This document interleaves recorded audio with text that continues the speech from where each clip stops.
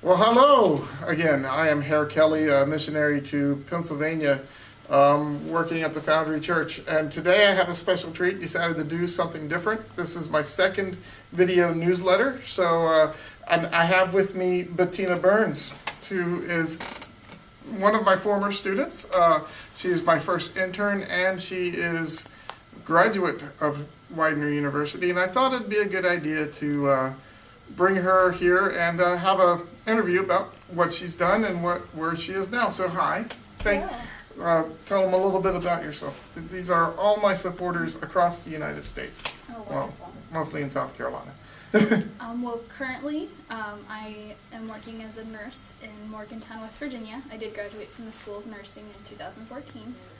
I moved there about a year and a half ago, and that's me at the moment, but I'm sure we're going to talk more about the college years. We're going to tell them all about who you are, what you did, and where you came from. I have a little bit, some notes, if I didn't doodle on them too much.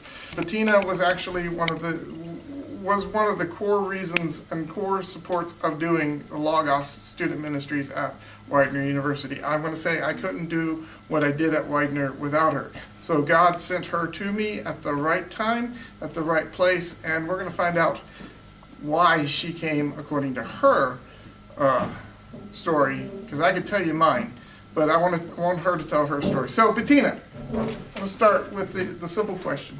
How did you get involved with the Foundry Church and Logos? I did lots of missions trips in high school. I did go to a private Christian school. And then when I was looking into, okay, what comes after this?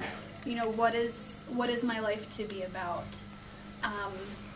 Definitely a strong heart for missions, a strong heart for the lost, a lot of compassion there. So that sort of geared me towards my decision to go into nursing, just because, you know, I didn't have a strong calling to, you know, go to this part of the world, serve this people group. And, you know, nursing, you can go anywhere and do nursing any place and still touch the lives of people, no matter what setting or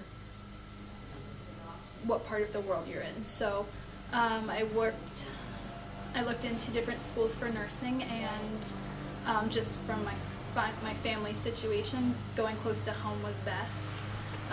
Widener was very civically engaged in the community in general, so and I knew that would be a good place for me.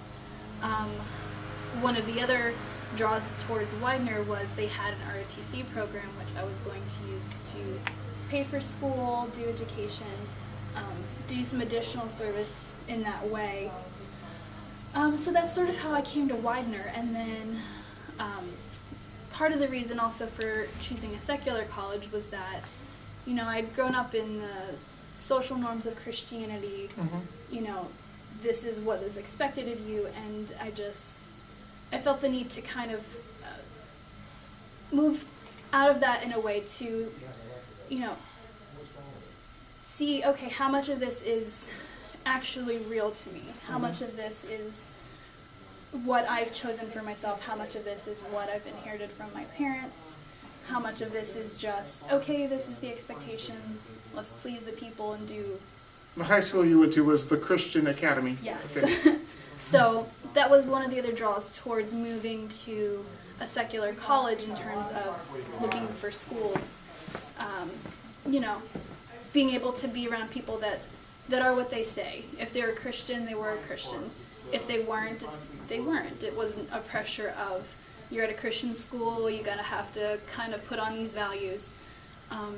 So I kind of desired clarity in that sense of being able to find other Christians that were serious about their faith and learn how to live that out. So in that, right away when I started school, I'm like, okay, I need to get plugged in here. I need to find the other people on campus.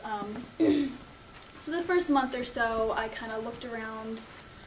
There was an involvement fair. I had friends from ROTC. One friend, I went to a couple of the crew meetings with him, but after like the first month or so, they just kind of weren't really there anymore. But that's how I originally got introduced to hair. Yeah.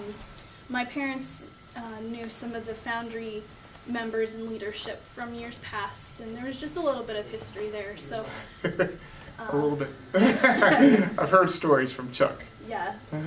So it was familiar.